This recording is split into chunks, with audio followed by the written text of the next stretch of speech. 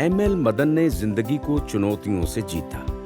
आज वो देश के लाखों करोड़ों किसानों के महानायक हैं, तो उसके पीछे उनकी चुनौतियों को स्वीकार करने वाली सोच है। क्रिकेट के शौकीन एमएल मदन ने चुनौती लेना क्रिकेट के मैदान से ही सीखा है। बचपन की एक घटना ने मदन को भविष्य की सीख दे दी। लेकिन मुझे ये क्रिकेट का बड़ा शौक था, तो उन्होंने इकट्ठे कर दिया कौन कौन है भाई नया लड़का जो क्रिकेट खेलेगा। तो उन्होंने ये देखा कि फर्स्ट ईयर के जो लड़के हैं कुछ को बुला लिया, तो वो मुझे खड़ा कर देते थे और हमें क्या बाउंड्री की लाइनों पर खड़ा कर देते थे। 2-2 घंटे 3-3 घंटे हमें वहाँ पर लड़के फील्ड कराते थे, फिर कहते थे आओ बैटिंग करो। बैटिंग करने में हम खड़े हो जाते थे, वो जो बेस्ट बॉलर होता था उनको पहले बॉल से उड़ा कर निकाल देते थे। बस मुझे ये दिन में बड़ा था खटका। मैंने कहा यार ये घुमाते हैं खूब और ये फिर आके यहाँ मुझे यहाँ खड़ा कर देते हैं और यहाँ पर एक बॉल में खत्म करते हैं। मैंने अपने दिल में तहिया किया ये, मैंने कहा ये बॉल को मैं विकेट्स में जाने नहीं दूंगा। 15 दिन मैं ऐसा जमा साहब के वहाँ कि मैंने जाने नहीं दिया बॉल को। कुछ बातें, कुछ आदतें ही होती हैं जो इंसान को सामान्य से खास बनाती हैं। एमएल मदन ने हमेशा काम की समय सीमा तय की। काम की शुरुआत से पहले वो उस काम की आखिरी तारीख भी तय करने के आदी रहे। और मैं 24 घंटे लैब में ही होता था और मैं 24 घंटे में जूता तभी उतरता था जब मैं वॉशरूम में जाता था, अदरवाइज। और ये 6.5 महीने के लिए था। यहाँ तक कि मेरा प्रोफेसर भी अक गया, कहता है तुम क्या करेगा, तुम इस तरह थे कैसे करेगा तुम। मैं उठना बैठना सारा वहीं पर होता था, वहीं पर टेबल पर सिर लगा कर सो गए जितना भी सोना था। लेकिन क्योंकि मैंने वो डेडलाइन कर रही थी अपने आप के, अपने मन से की थी, मैंने इतने टाइम में इसको ख़त्म करना है। एमएल मदन को हिंदुस्तान में पशु जैव प्रौद्योगिकी यानी एनिमल बायोटेक्नोलॉजी में नई क्रांति का सबसे अगुआ योद्धा बना दिया। लेकिन कड़े और बड़े संघर्ष से ही एमएल मदन सफलता की इन ऊंचाइयों को छू सके। एमएल मदन जब हिसार से करनाल आए, तब करनाल में पशु जैव प्रौद्योगिकी यानी एनिमल बायोटेक्नोलॉजी को लेकर कुछ नहीं था। Madan national dairy research institute यानी एनडीआरआई में विभाग प्रमुख बनकर आए थे। इसी दौरान उन्होंने यहाँ एम्ब्रियो ट्रांसफर प्रोग्राम यानी भ्रूण प्रत्यारोपण कार्यक्रम को शुरू किया। एक दफ़ा हम एक मीटिंग के लिए जा रहे थे, मेरे डायरेक्टर मेरे साथ बैठे हैं, तो कार में वो अखबार पढ़ते पढ़ते कह रहा है, कहता है ये तुम काम शुरू कर रहे हो, तुम रोज़ आते हो पैसा लेने के लिए। यहाँ पर देश में तो 3 जगह पहले काम शुरू हुआ है, उनका तो कुछ निकला नहीं। तुम कैसे समझते हो कि तुम निकलेगा? तो मेरे पास तो कोई ट्रेनिंग भी नहीं है इस चीज़ की।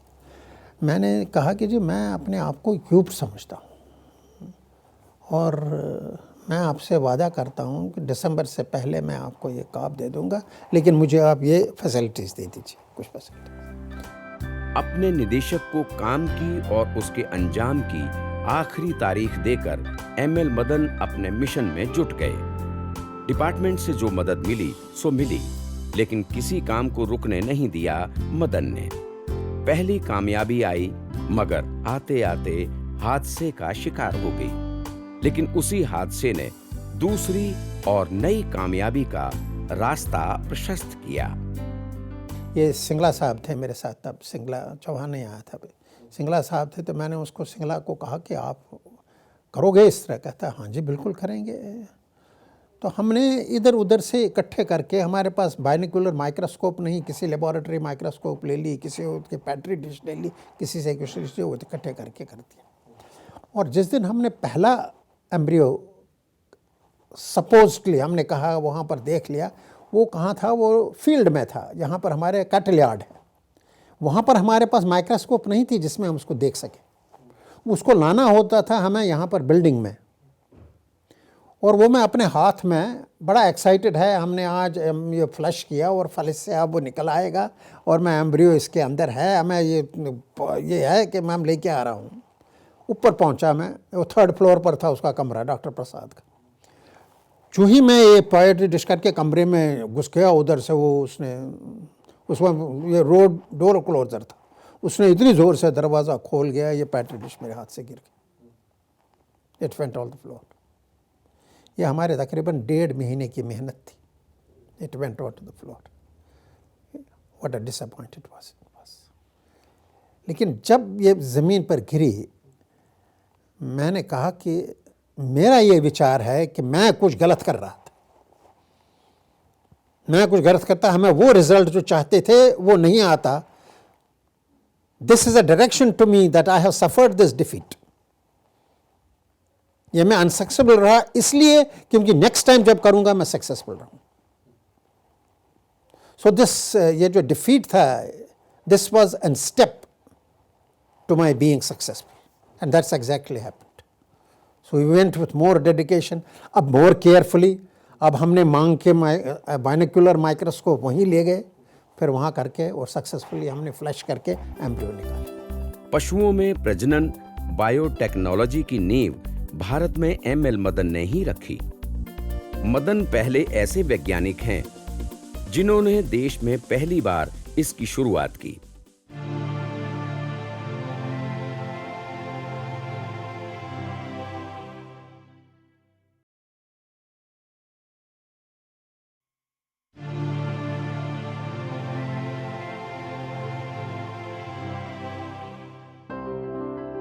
मदन और मदन की टीम की कामयाबी के चर्चे पूरे देश में होने लगे। 1987 से 1994 तक राष्ट्रीय दुग्ध शोध संस्थान यानी NDRI करनाल में एम्ब्रियो बायोटेक्नोलॉजी यानी भ्रूण जैव प्रौद्योगिकी में जो कुछ हुआ वो सब ML मदन के नेतृत्व में हुआ। मदन इस दौरान प्रोजेक्ट डायरेक्टर बायोटेक थे। हिंदुस्तान में इन विट्रो फर्टिलाइजेशन से पहला भैंस का बच्चा, जिसका नाम प्रथम था, पैदा किया गया। वो मदन की सबसे बड़ी कामयाबी थी। पशुओं में प्रजनन बायोटेक्नोलॉजी की नींव भारत में ML मदन ने ही रखी। मदन पहले ऐसे वैज्ञानिक हैं जिन्होंने देश में पहली बार इसकी शुरुआत की। शुरुआत कैसे हुई, इसकी भी कहानी है, जिसका श्रेय जाता है एक ऐसी शख्सियत को जिसे डॉक्टर मदन अपने जीवन को प्रभावित करने वाले 3 खास लोगों में दूसरा स्थान देते हैं, क्योंकि उसी शख्स की सलाह की बदौलत डॉक्टर ML मदन आज father of animal biotech revolution कहलाते हैं। ML मदन का बचपन श्रीनगर में गुजरा। 15 साल की उम्र में ML मदन ने BVSC यानी बैचलर ऑफ वेटरनरी साइंस में दाखिला लिया, वो भी हिसार में। जब ML मदन हिसार आए तो उनका मन यहाँ बिल्कुल नहीं लगता था, लेकिन क्रिकेट में रुचि की वजह से वो हिसार में रहे। श्रीनगर का एनवायरनमेंट में रहना और श्रीनगर के एनवायरनमेंट में रहकर वहाँ पर जो मौसम हुआ करता था वहाँ पर, तो हमें ये कहा गया कि जून के महीने में आप जाकर हिसार जाओ और वहाँ पर आपने पढ़ाई करनी है। जब मैं हिसार में, पहले तो रास्ता नहीं था पता, फिर वो ट्रेन से वो जाखल दूरी हिसार वाली एक ट्रेन थी, उससे जब सवेरे हम उतरे उस ट्रेन से और रिक्शा से पूछा कि भाई हमने वेटरनरी कॉलेज जाना, और कहता जो वेटरनरी कॉलेज का हॉस्टल है वो बाहर है, तो आप वहाँ चले जाइए। तो हम चले गए उधर की तरफ। जो है मैं रास्ते में चल रहा हूँ, रिक्शा पर बैठा हूँ, दोनों साइड से सैंड ही सैंड है और उस पर एक छोटी सी पाथ है। मैं सोच रहा हूँ कि मैं इस दुनिया के किस रास्ते में चल रहा हूँ, मैं कहाँ जा रहा हूँ। और जब मैं वहाँ पहुँचा तो रास्ते में स्ट्रॉन्ग विंड आई, तो उससे वो गर्म रेत के दाने थे, वो मेरे जिस्म पर लग गए। और मुझे ऐसे याद आ गया भाई वो गुलिवर और लिलीपुत को, उसको वो जो तीर लग रहे थे, उसको मुझे वो जिस्म पर तीर लगे, क्योंकि ऐसा तो कभी देखा नहीं था। और द सेकंड यूनिक फिनोमेना जो मैंने देखा कि मेरे ये हाथ के पीछे से यहाँ से पसीने निकलने लगे, जो तब तक अभी तक मैंने कभी नहीं पसीना देखा था हाथ के पिछले साइड। हिसार से BVSC करने के बाद ML मदन वापस श्रीनगर पहुंच गए। हिसार में पढ़ाई के दौरान खूब प्रतियोगिताएं जीती, मेडल बटोरे, लेकिन आगे पढ़ाई का मूड नहीं था। थक चुके मन को छोटे भाई ने जगाया और ML मदन मास्टर डिग्री यानी MBA-SC के लिए NDRI पहुंचे। वहां नौकरी भी मिल गई। BVSC में फॉर्चुनेटली अच्छा रहा मेरा एकेडमिक भी रहा, स्पोर्ट्स भी अच्छा रहा। वापस गया मैं, स्टेट गवर्नमेंट में नौकरी करनी थी क्योंकि मैं लोन स्कॉलर था स्टेट के। For 3 years I serve the state government. लेकिन इन 3 साल में कंटिन्यूसली एक चीज़ जो मेरे मन में थी और मेरे फैमिली के मन में थी, वो फैमिली एसेंशली ये चीज़, मेरा यंगर ब्रदर जो बहुत ब्रिलियंट था स्टडीज़ में, मतलब वो मैट्रिक में यूनिवर्सिटी भर में अव्वल था, एफएससी में यूनिवर्सिटी में अव्वल था, बीएससी में यूनिवर्सिटी भर में अव्वल था। तो वो मेरे पास एक थैला बन गया था, एक कप्स एंड ट्रॉफीज़ का, उसमें पड़े हुए थे। ये मोहन, माय यंगर ब्रदर, वो आता था और उसको खेले को मेरे सामने छन छन छन छन करता था। वो कहता ये कहता है मैं बताता हूँ तुम्हें इनका क्या वैल्यू है, तो अगर बैठ गया यहाँ पर तो यू कंटिन्यू स्टडीज़। तो वो करके मैं I came out again to do my further studies. साल 1965 की बात है। हिसार में एनिमल साइंस का नया कॉलेज खुला था। जिंदगी ने फिर मौका दिया। 2 फेलोशिप मिली थी पीएचडी के लिए, लेकिन रास्ता कुछ ऐसा बना कि मदन ने हिसार के एनिमल साइंस कॉलेज में दाखिला ले लिया। चुनौतियां स्वीकार करना एमएल मदन की आदत में शुमार था। इंटरनेशनल फेलोशिप तो मिली, लेकिन मदन ने तय कर लिया था कि उन्हें कुछ अलग करना है। मदन के पास एक सवाल था। सवाल ये कि गर्मी में जानवरों का उत्पादन और प्रजनन कम क्यों हो जाता है। इसी सवाल की खोज में मदन ने इंटरनेशनल फेलोशिप के लिए यूनाइटेड स्टेट के मिसौरी को चुना, क्योंकि पूरी दुनिया में मिसौरी ही एक ऐसा संस्थान था जहां जानवरों पर वातावरण के प्रभाव पर शोध करने के लिए 12 अति आधुनिक प्रयोगशालाएं थीं। लेकिन मदन का सवाल टेढ़ा था, जिसके जवाब की खोज करना भी उतना ही मुश्किल था। लेकिन एमएल मदन ने हार नहीं मानी और वो इसमें जुट गए। अमेरिका से एमएल मदन को भारत बुला लिया गया और मदन पहले भारतीय बने जिन्होंने भ्रूण जैव प्रौद्योगिकी यानी एम्ब्रियो बायोटेक्नोलॉजी के जरिए देश में क्रांति लाई। एनिमल बायोटेक्निक के जरिए एमएल मदन ने कृत्रिम गर्भाधान, भ्रूण हस्तांतरण, इन विट्रो फर्टिलाइजेशन और एनिमल क्लोनिंग पर खूब काम किया। 1994 से 97 तक ML Madan national dairy research institute Karnal biotech के परियोजना निदेशक रहे। इसी दौरान हिंदुस्तान में इन विट्रो फर्टिलाइजेशन से पहला भैंस का बच्चा प्रथम पैदा हुआ और फिर एनिमल बायोटेक्नोलॉजी में क्रांति आ गई। आगे साल 1994 से 95 के बीच एमएल मदन एनडीआरआई करनाल में डायरेक्टर रिसर्च रहे। एमएल मदन की ख्याति पूरे देश में फैल चुकी थी। 1995 से 1999 तक एमएल मदन आईसीएआर यानी भारतीय कृषि अनुसंधान संस्थान में महानिदेशक पशु विज्ञान रहे। इसके बाद मई 1999 में एमएल मदन अकोला स्थित डॉक्टर पंजाब राव देशमुख कृषि विद्यापीठ के कुलपति बन गए और 3 साल यानी 2002 तक वहां सेवाएं दी। साल 2006 में एमएल मदन मथुरा स्थित Pandit Deendayal Upadhyay veterinary science university के कुलपति बन गए। मदन भारत सरकार के जैव प्रौद्योगिकी विभाग में पशु जैव प्रौद्योगिकी की नेशनल टास्क फोर्स के अध्यक्ष भी रहे। साथ ही दिल्ली स्थित वेटरनरी काउंसिल ऑफ इंडिया की एजुकेशन कमेटी के अध्यक्ष रहे। बाद में एमएल मदन को society of animal physiologist of India के अध्यक्ष पद की जिम्मेदारी दी गई। पशु जैव प्रौद्योगिकी की शुरुआत यूं तो तभी से हो गई थी जब आदमी गुफाओं में रहता था। दूध से दही बनाने की प्रक्रिया पशु जैव प्रौद्योगिकी की आधारशिला मानी जाती है।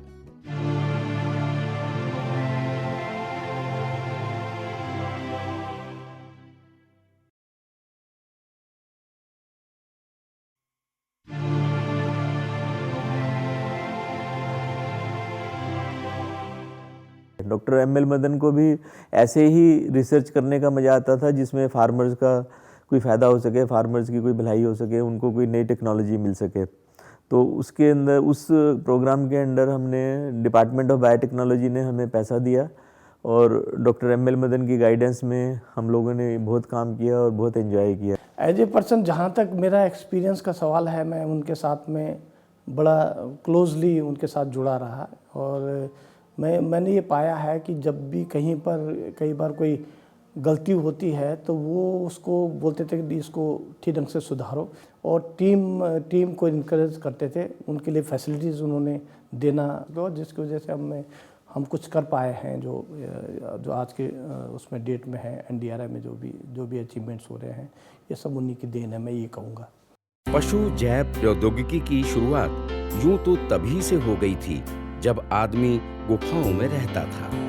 दूध से दही बनाने की प्रक्रिया पशु जैव प्रौद्योगिकी की आधारशिला मानी जाती है, लेकिन बीती शताब्दी के मध्य के दशकों में 3 बातें खास हुईं।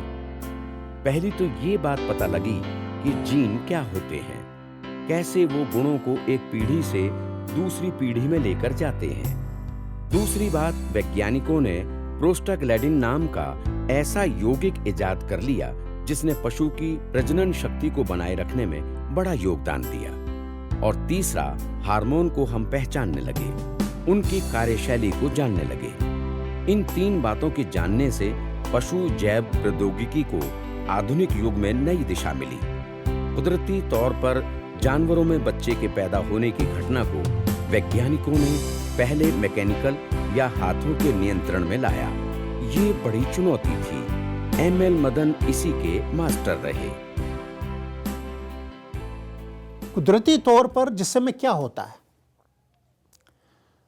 तो इसके लिए जो सबसे पहले प्रकृति होती है, ये होता है एक सीमन जो कि मेल से आता है, और एक अंडा जिसे ओवम कहते हैं वो फीमेल से आता है। जब गाय गर्माइश में होती है तो ये इनकी मिलावट होती है और उसके बाद एक नया बच्चा बनता है। वो एम्ब्रियो कहलाता है क्योंकि वो बहुत छोटा होता है, जब तक कि उसके अंदर हिस्से बनने लगते हैं, फिर उसका काफ बन जाता है। तो सवाल ये आया कि क्या हम इस एम्ब्रियो को हैंडल कर सकते हैं? क्या हमें, जब ये इस अवस्था में होता है, इस अवस्था में इसको करने से हमें एडवांटेज क्या है?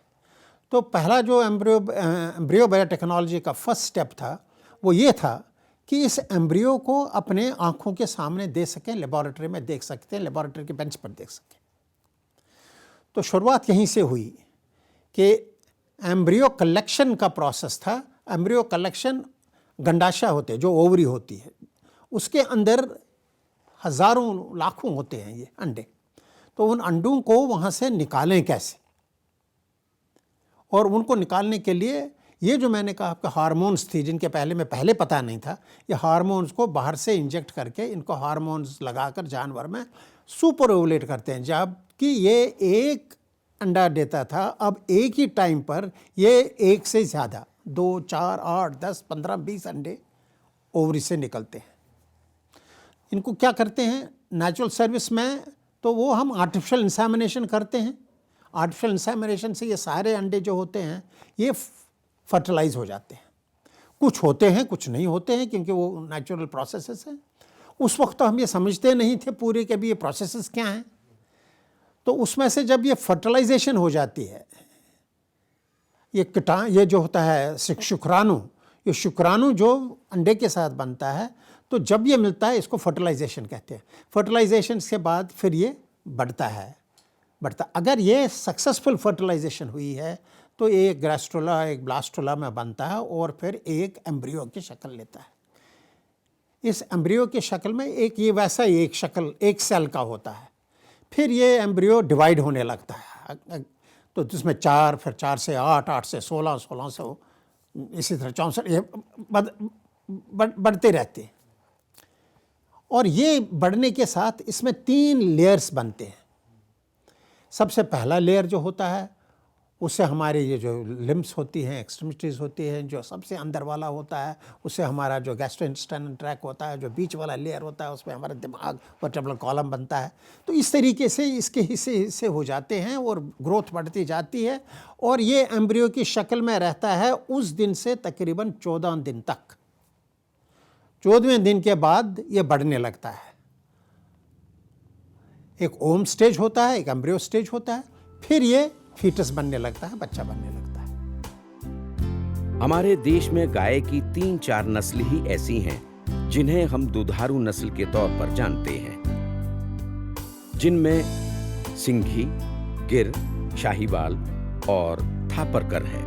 इन गायों की संख्या कुल गायों की संख्या की महज 16% है। जाहिर है इन नस्लों को आगे बढ़ाने की चुनौती एमएल मदन जैसे वैज्ञानिकों पर है, क्योंकि प्राकृतिक तौर पर इन नस्लों को तेज गति से बढ़ाना मुश्किल है।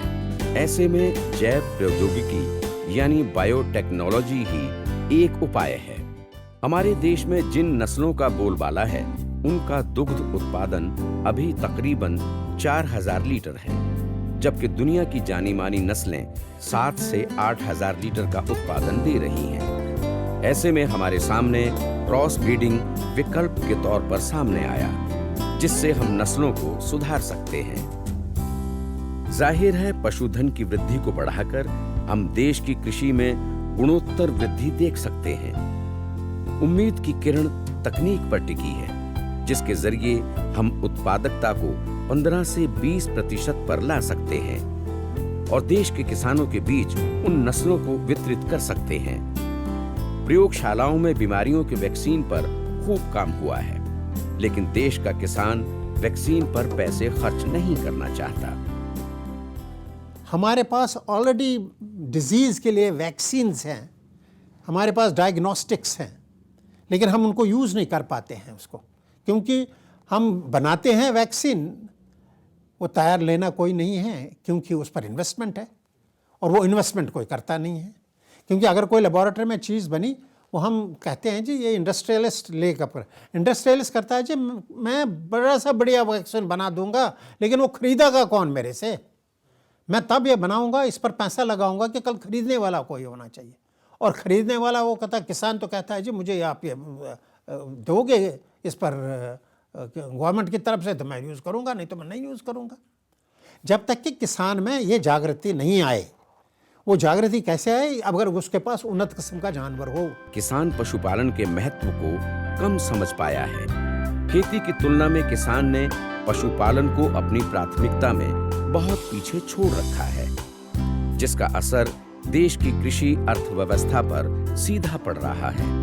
किसानों के महानायक एमएल मदन ने अपना पूरा जीवन पशुओं के बीच गुजारा और हिंदुस्तान के उन करोड़ों पशुपालकों के लिए नए रास्ते खोजे, ताकि देश का पशुपालक नई तकनीक और नए ज्ञान के जरिए भारत की कृषि में अपना योगदान दे सके।